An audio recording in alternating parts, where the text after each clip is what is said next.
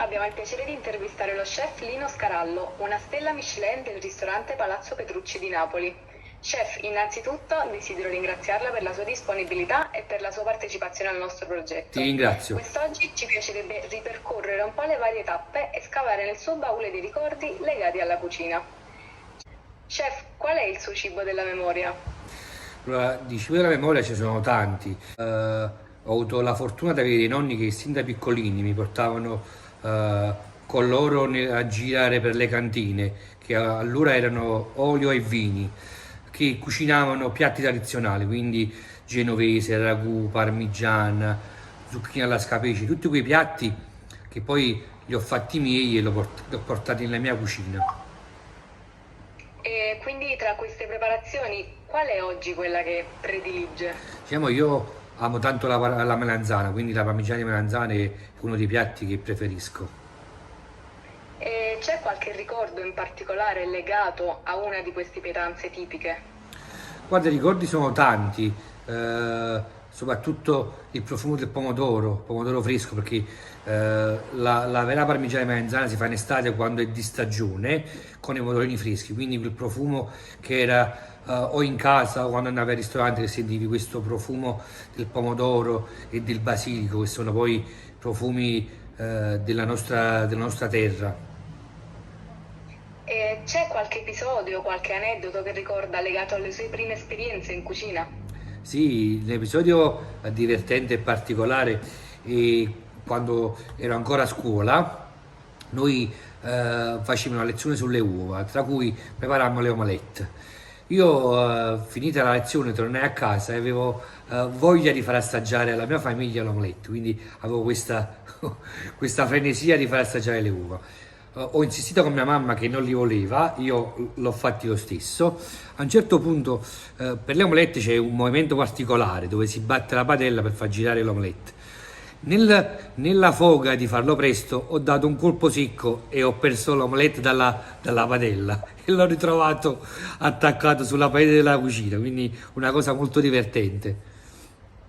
E quindi scommetto che ogni volta che prepara le omelette ripenserà No, sempre a questo momento. a parte questo, mia mamma non vuole più che cucini a casa sua. Da me lo ricordo che per entrambi è stato molto divertente. E chef, quando e grazie a chi si è avvicinato alla cucina tipica napoletana?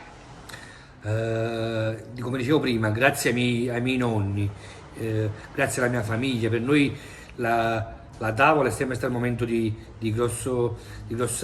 momento importante, quindi di cultura e di attenzione al cibo. E quindi quei ricordi quando nonni mi portavano con loro in cantina sono diventati per me dei ricordi fondamentali che mi hanno fatto poi seguire la linea della cucina napoletana e quella tradizionale. E ha qualche ricordo che ci vuole raccontare di quando andava nelle cantine con i suoi nonni?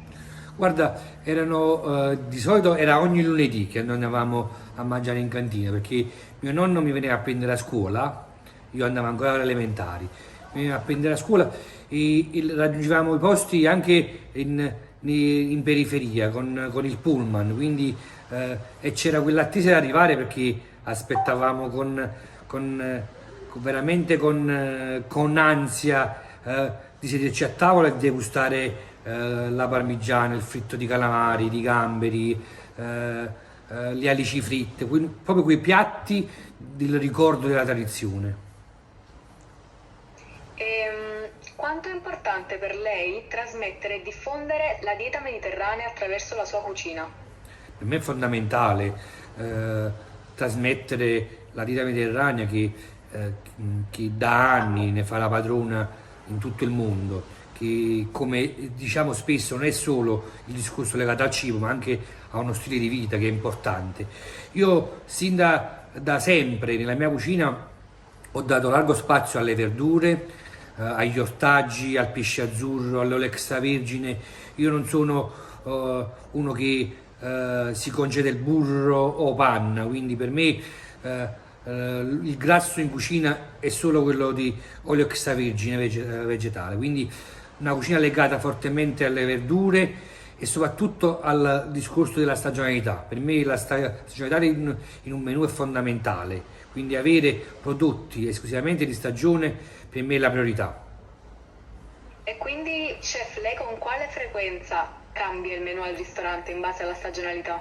Allora, devi sapere che noi è un ristorante che funziona tutto l'anno, quindi io almeno 4 volte all'anno cambio il menù interamente e almeno ogni giorno c'è un fuoricarta o due fuoricarta. Mi piace molto spaziare e usare le prime primizie, quindi di stagione, di non ripetermi nelle pietanze, quindi negli ingredienti in ogni piatto. Quindi se c'è la zucchina nel primo piatto non la ripeto nel secondo, cerco di stare molto attento a variare sia come pesce sia come verdure nel mio menù.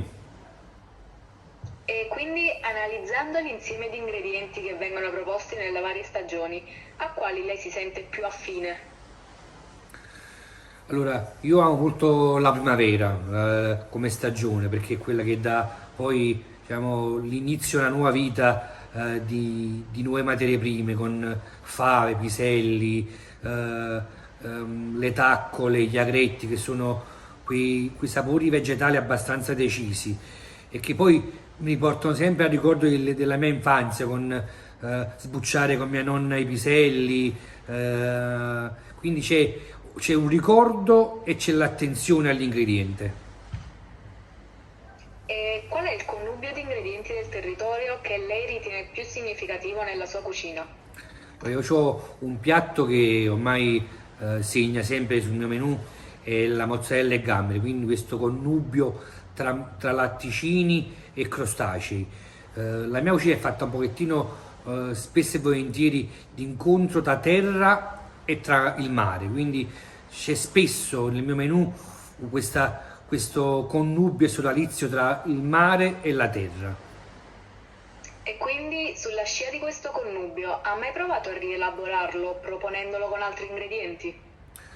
Guarda, io spesso, ad esempio, la mozzarella con i gamberi, che è questa lasagnetta fatta con mozzarella intervallata con gamberi, mozzarella e gamberi. In ogni stagione c'è una salsa diversa, quindi in, in estate c'è il fiore di zucca o la zucchina, in primavera ci sono i piselli, in inverno c'è il broccolo. Quindi, anche se un piatto è sempre in carta, io ogni stagione ci cambio l'ingrediente di accompagnamento. Tradizione campana ed innovazione allo stesso tempo. Come spiegherebbe questa antitesi che caratterizza la sua cucina? Guarda, io da sempre ho fatto tradizione, quindi fortemente legata alle radici della mia terra e alla cultura del mio territorio. Però c'è un fattore importante: se conosci la tua terra, conosci il tuo territorio, conosci gli ingredienti che ne fanno parte, puoi tranquillamente fare innovazione. Quindi solo con la conoscenza puoi innovare i piatti della tradizione. Quindi la mia cucina è fatta di innovazione, ma fortemente legata alla tradizione. E le è mai capitato di preparare un piatto tradizionale utilizzando dei metodi di cottura innovativi? Oggi abbiamo la fortuna di avere in cucina macchinari e tecnologia diversa, metodi diversi, però sempre con un occhio forte e radicato nelle ricette. Se alcune ricette non possono essere cambiate, non le cambio. Gli cambio la consistenza, gli cambio la forma, l'impiattamento, ma cerco di essere legato sempre a quei parametri che sono poi la tradizione. Chef, qual è l'abbinamento più azzardato che ha fatto? Guarda, l'abbinamento azzardato è difficile dirlo perché, come dicevo prima, se conosci gli ingredienti, se sai la loro chimica e gli sai dare il giusto equilibrio, nulla è azzardato in cucina. È azzardato se non si conosce, quindi la conoscenza ti rende libero di interpretare e di fare quel, diciamo, quel piccolo azzardo che può essere per qualcuno azzardo, però per te è normalità. La sua è una cucina partenopea, ma nonostante ciò lei utilizza anche ingredienti di altre culture. Da cosa nasce questa sua apertura ad etnie diverse? Nasce soprattutto perché nel periodo di Palazzo Petrucci ho sempre avuto collaboratori giapponesi, i quali li trovo molto simili a noi, hanno questa priorità che è il gusto, quindi per loro il gusto è fondamentale, quei sapori decisi, quell'umami diciamo un po' anche napoletano di avere in un piatto la personalità dell'ingrediente e farlo uscire fuori. Tra tutti gli avventori stranieri che hanno assaggiato la sua cucina, quali in particolare hanno gradito maggiormente, sentendosi magari esaltati dalla cultura mediterranea? Guarda, noi abbiamo la fortuna di avere un pubblico internazionale, quindi arrivano, come dicevo, giapponesi, cinesi, brasiliani.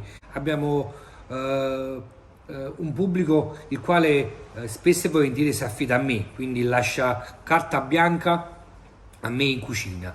Io cerco di trasmettere a loro e fargli capire dove sono, quindi di fargli conoscere il territorio attraverso i miei piatti, che è una cosa fondamentale.